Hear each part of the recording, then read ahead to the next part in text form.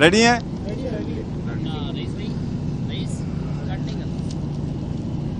Okay. बिस्मिल्लाहिर्रहमानिर्रहीम। आज Adiala jail में खान साहब के साथ अलकादर यूनिवर्सिटी ट्रस्ट के हियरिंग में मुलाकात हुई है। अलकादर यूनिवर्सिटी ट्रस्ट के केस पे हम आपको ज़रूर ज़िक्र करते हैं और ख़ान साहब ने आज भी इस पे मीडिया से गुफ्तगू की है कि नेशनल अकाउंटेबिलिटी ब्यूरो इस वक्त ऑल आउट है, जो सिर्फ़ और सिर्फ ख़ान साहब को टारगेट किया रहे। ये ऐसा केस है जिसमें ट्रस्टी का कोई लेना देना नहीं होता, ट्रस्टी कभी मालिक नहीं बनता। गवाहों ने एडमिट किया है कि ख़ान साहब ने ना कोई ज़ाती फ़ायदा लिया है और न ही सरकार को कोई लॉस हुआ है। इसके बावजूद ये पॉलिटिकली मोटिवेटेड केसेस है जो चल रहे हैं। आज भी ख़ान साहब ने इसका ज़िक्र किया है कि तोशा खाना पे एक चौथा केस बनाने की तैयारी हो रही है। ये भी हम सारे समझते हैं कि ये पॉलिटिकल विक्टिमाइजेशन है और ये सिर्फ इस इदारे को इस्तेमाल किया जा रहा है ख़ान साहब के ख़िलाफ़, जिसकी ख़ान साहब ने आज भी बड़ी मज़म्मत की है। ख़ान साहब ने आज मीडिया से गुफ्तगू करते हुए ISPR के बयान पे अपना पहला मौक़िफ़ डायरेक्टली मीडिया को दिया है। ख़ान साहब ने यही कहा है कि मेरे से माफ़ी मांगी जाए बजाय इसके कि मैं माफ़ी मांगूँ। हम 9 मई की मज़म्मत कर चुके हैं पहले भी और आज भी हम उसकी मज़म्मत करते हैं, लेकिन हमने यही कहा है ये किसने करवाया, ये ख़ान साहब को 9 मई को किसकी साजिश पे गिरफ़्तार करने की कोशिश की गई, गिरफ़्तार करवा के किसने हुक्म किया था, इसी तशद्दुद पुरतशद्दुद तरीके से गिरफ़्तार करना किसका ऑर्डर था, इस पे एक रद्द-ए-अमल आना वो नहीं किसी सूरत तशद्दुद पे हो सकता था। वो हम नहीं कहते कि इसकी जस्टिफिकेशन है तशद्दुद पे किसी का आना, लेकिन इसके साथ ख़ान साहब ने ये कहा है कि इसी बात पे मुझे जेल में डालना, बार बार मेरी कोशिश करना कि जेल में हो जाऊँ, चाहे वो 18 मार्च का हो, चाहे वो 9 मई का हो, चाहे वो फिर 5 अगस्त को विद इन मिनट्स उसकी गिरफ्तारी हो। इसलिए ख़ान साहब ने कहा है कि मेरे से माफ़ी मांगी जाए बजाय इसके कि मैं किसी इवेंट पे माफ़ी मांगूँ। ख़ान साहब ने बड़ा कंसर्न शो किया है जो टैक्स कलेक्शन है। इसी तरीके से IMF के प्रोग्राम पे एक तशवीश का इजहार किया है। आल्दो हम बहुत कोशिश कर रहे हैं कि मुल्क आगे की तरफ बढ़े, इकानमी मुल्क बेहतर हो, आवाम के लिए सहूलतें हो, लेकिन वेल्थ की कलेक्शन क्रिएशन नहीं हो रही। टैक्स कलेक्शन हो लेकिन आवाम पे बर्डन पड़े, इसकी ख़ान साहब ने बड़ी तशवीश का इजहार किया है। इस बात का भी इजहार किया है कि जो एब्सोल्यूट पावर होता है वो बंदे को करप्ट करता है। कोशिश की जा रही है कि सारे ताकतों का सरचश्मा ताकतवर लोग हो। इसलिए ख़ान साहब ने इस पर तशवीश का इजहार किया है कि रूल ऑफ लॉ हो तो टैक्स कलेक्शन भी होंगे, इकानमी भी होगी और पॉलिटिकल स्टेबिलिटी होगी तो मुल्क की तरक्की भी होगी। इन चीज़ों के अलावा न मुल्क की तरक्की हो सकती है न मुल्क आगे की तरफ बढ़ सकता है। आप जलसे की इजाज़त नहीं देते एक स्पेसिफिक पॉलिटिकल पार्टी को जो पाकिस्तान तहरीक इंसाफ है या उसके अलायंस है। आप कन्वेंशन की इजाज़त नहीं देते हो, आप रैली की इजाज़त नहीं देते हो, पुरअमन तरीके से निकालने के लिए एक छोटी सी कन्वेंशन की इजाज़त नहीं है। तो इसलिए ये एक ताकत इस्तेमाल हो रही है एक ही पॉलिटिकल पार्टी के, इसको आप पॉलिटिकल स्टेबिलिटी की तरफ एक कदम नहीं कह सकते। ये इंस्टेबिलिटी क्रिएट करता है और ये वही पॉइंट है जो IMF ने अपने रिपोर्ट में तस्करा किया है। ख़ान साहब ने आज काकड़ की स्टेटमेंट पे जो फॉर्म 47 से रिलेटेड है उस पे भी ख़ान साहब ने डायरेक्शन दी है कि कोर्ट में एक पिटीशन फाइल करेंगे, जो हमने पहली स्टेटमेंट दी थी और पिटीशन सुप्रीम कोर्ट में फ़ाइल हो चुके थे फॉर्म 45 और 47 से रिलेटेड, उसमें इसको भी हम इंक्लूड करेंगे।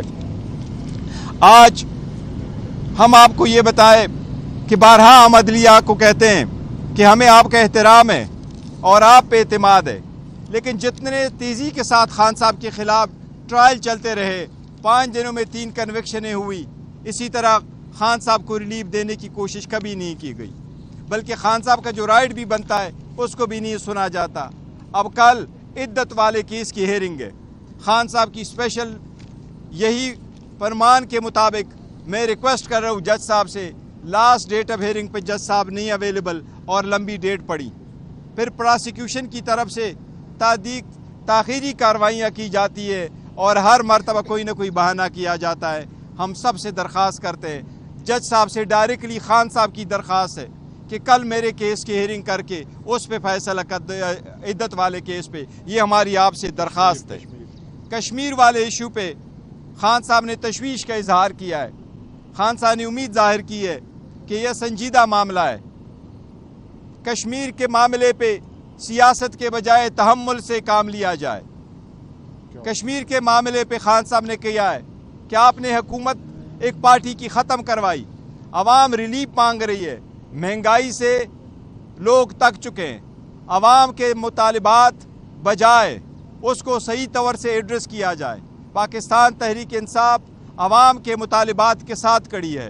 अवाम का मुतालिबा है बिलों से रिलेटेड, महंगाई से रिलेटेड उनको रिलीफ दिया जाना चाहिए। कश्मीर बड़ा एक सेंसिटिव इशू है, इस पे एक अच्छा मौके पाना चाहिए और कश्मीर के अवाम को रिलीफ देना चाहिए जो उनका हक बनता है। जी प्लीज़।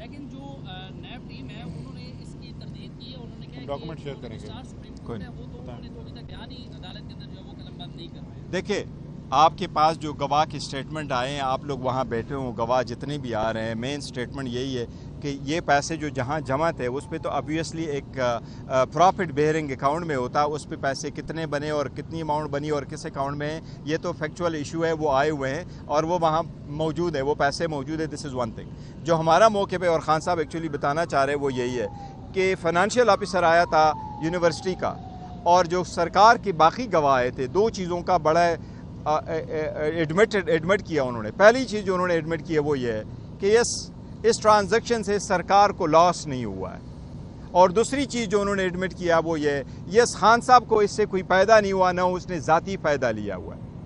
और तीसरी चीज़ जो यूनिवर्सिटी वाले हैं उन्होंने कहा यस ट्रस्टी को भी मालिक नहीं बनता, ये ट्रस्ट की अकाउंट है और ट्रस्ट की मलकियत है। आज खान साहब ने भी आपको कहा कि क्या शौकत खानम मेरी मलकियत है, क्या नमल यूनिवर्सिटी मेरी मलकियत है। वो ऑलमोस्ट 1000 कनाल पे उनकी कंस्ट्रक्शन हो चुकी है, इसलिए ट्रस्टी कभी मालिक नहीं बनता, ये उसकी ज़ाती मलकियत नहीं बनता, इसलिए खान साहब ने कोई फ़ायदा नहीं लिया। 13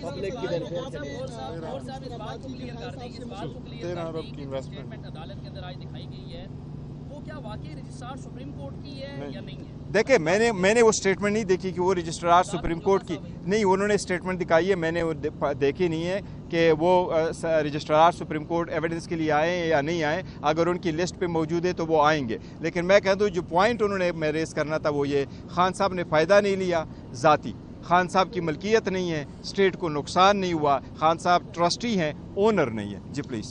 सवाल में ये था कि आपने तो मुख्तलिफ बातें की, नून लीग चाहती है कि मुज़ाकरात हो, राना समाज साहब ने कल कहा है कि नवाज शरीफ ने कहा है, तो मुज़ाकरात के वजह से खान साहब ने क्या कहा और क्या बनेंगे आप? देखिए, खान साहब की मुज़ाकरात के सिलसिले में आज भी वही पैगाम है कि मैं पहले कह चुका हूँ, डायलाग होने चाहिए, लेकिन डायलाग में कर रहा हूँ, मैं डील नहीं कर रहा। और जब हम डायलाग कर रहे हैं तो पाकिस्तान के लिए ही कर रहे हैं, नहीं ज़ाती मुफादात और इनारों के लिए कर रहे हैं। इस बात का ज़रूर एक है कि राना सनाउल्लाह ने जो स्टेटमेंट दी है, ये इस बात का मौके पे कि वो एक भी चीज़ मान चुका है कि यस खान साहब एक हकीकत है, पाकिस्तान तहरीक इंसाफ हकीकत है, पाकिस्तान तहरीक इंसाफ की जो विक्ट्री है वो एक हकीकत है, वो फाइनली ये मान चुके। तो इट्स अ गुड साइन कि ये उन्होंने ये मान चुके हैं। मुश्किल वक्त में पार्टी को लीड किया, 9 मई के बाद कोई लीडर सड़कों पे नहीं था, शेर अफजल मरवत साहब थे, अब उनके साथ जो किया जा रहा है, आपको नहीं लगता कि उनके साथ? देखिए, पार्टी के एक मिनट पार्टी के इंटरनल मामलात पे यहाँ बात नहीं करते, वो हम कर चुके हैं। जी सर, मेरा ये कश्मीर पे सवाल है कि आपने कहा कि वहाँ पे हुकूमत ख़त्म कीजिए, वहाँ पर पहले वज़ीर आज़म को खुद हटाया, उसने प्रेस कॉन्फ्रेंस की थी कि अली अमीन गंडापुर के हवाले में आज़ाद कश्मीर का ख़जाना नहीं कर सकता था क्योंकि वो वज़ीर अमूर कश्मीर थे।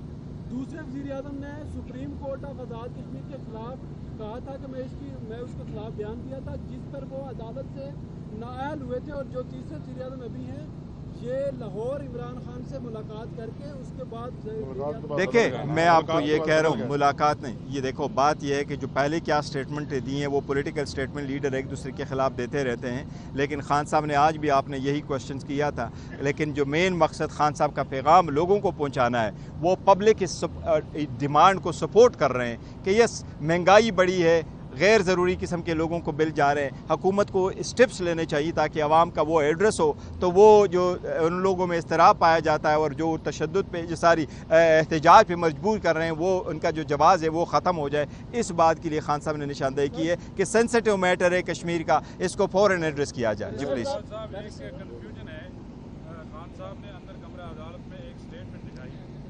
وہ اسٹیٹمنٹ ہم شیئر کریں گے، وہ کراچی کے اس کی ہے، کراچی کے بینکر کی ہے۔ صاحب نے انڈورس کیا، لیکن ہمارے پاس اطلاع ہے کہ وہ رجسٹرار کی نہیں، وہ نیشنل بینک کے، یس بالکل، دیکھو نیشنل بینک کا ہے، وہ آیا اور وہ ڈیٹیل دے رہا تھا اپنے بینک اکاؤنٹ کے، شاید یہ انتظار کھڑا ہوا تھا ان سے بیک الفاظ میں کوئی بیک فورتھ ہوئی ہوگی۔ سپریم کورٹ کا رجسٹرار کا میں نے لسٹ آف جو ہے کیلنڈر آف وٹنسز اس میں میں نے نام نہیں دیکھا جو کہ اس کی ضرورت ہے کہ نہیں، کیونکہ اماؤنٹ پڑی ہے نیشنل بینک میں اور نیشنل بینک میں جو اکاؤنٹ پڑی ہے وہ وہاں موجود ہے، ڈاکومنٹری ہے، لیکن یہ صاحب کی بات تھی کہ وہ جو اسٹیٹمنٹ جس کو ذکر کر رہا تھے وہ بینک والا ہے۔ اس میں ہوا یہ ہے کہ جو سپریم کورٹ رجسٹرار نے پیسے اپنے اکاؤنٹ میں آنے کا انہوں نے ایڈمٹ کیا ہے، اور دوسرے نمبر پہ انہوں نے اس پیسے کو فردر انویسٹ کرنے کی جو ہے وہ بھی انہوں نے بتایا کہ انویسٹ ہوا ہے، اور اس انویسٹمنٹ کے نتیجے میں 13 ارب روپے کا بینیفٹ آیا ہے سپریم کورٹ کو۔ تو یہ چیز ریکارڈ پہ آئی ہے تھرو جو نیشنل بینک کے ہمارے کراچی سے ایک نمائندہ آئے تھے ان کی اسٹیٹمنٹ کے تھرو۔ تو رجسٹرار کی صرف پرمیشن ہے کہ انہوں نے انویسٹ کیا ہے، اور یہ اسٹیٹمنٹ جو ہے وہ فائنینشیل آفیسر بینک ہیں ان کی طرف سے آئی ہے۔ ہو گیا ابھی تک مذاکراتی کمیٹی کو کیا جو حاصل ہوا ہے سارے سلسلے میں، کیا مذاکرات آگے چل رہے ہیں؟ دیکھیں مذاکراتی کمیٹی نہیں ہے، سارے بندے ان کے پاس خان صاحب نے جو اختیار دیا، لیکن آج تک اس میں کوئی پیش رفت نہیں ہوئی ہے، مذاکرات میں ڈائلاگ پہ آج تک کوئی پیش رفت نہیں ہوئی ہے، نہ کوئی اپروچ کیا گیا، نہ اپروچ کروایا گیا ہے، نہ کسی وہ ہے، اس لیے اگر کچھ ہوا تو ہم آپ کو ضرور اطلاع کریں گے کہ کیا پیش رفت ہوئی ہے۔ Thank you so very much. اچھا جی جی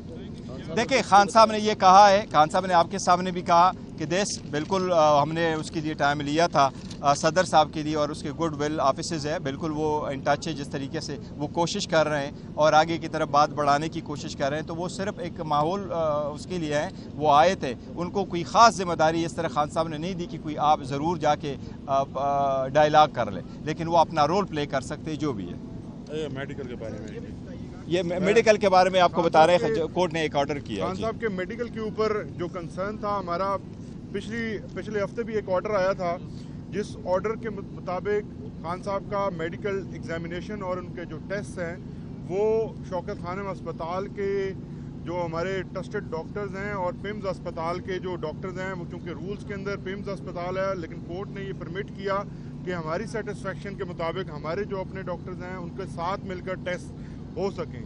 اس کے اوپر پچھلے ہفتے ٹیسٹ نہ کروائے جا سکے، جس کے اوپر آج ہم نے کنٹیمپٹ آف کورٹ فائل کی، اور عدالت نے ہماری درخواست کو منظور کیا ہے اور کیٹاگوریکلی آرڈر فرمایا ہے، جس کے مطابق اسی رواں ہفتے کے اندر انہوں نے واضح لکھا ہے کہ شوکت خانم اسپتال کے ڈاکٹرز خان صاحب کے میڈیکل ایگزامینیشن کریں اور ان کے بلڈ ٹیسٹ لیں۔ امپورٹنٹ یہ ہے کہ بلڈ ٹیسٹ لیں، ان کے ساتھ جو ہیں وہ پیمز کی ٹیم بھی شامل ہوگی، اور دونوں جو ہیں وہ اپنی اپنی رپورٹ جاری کر سکیں گے۔ بہت شکریہ۔ صرف کافی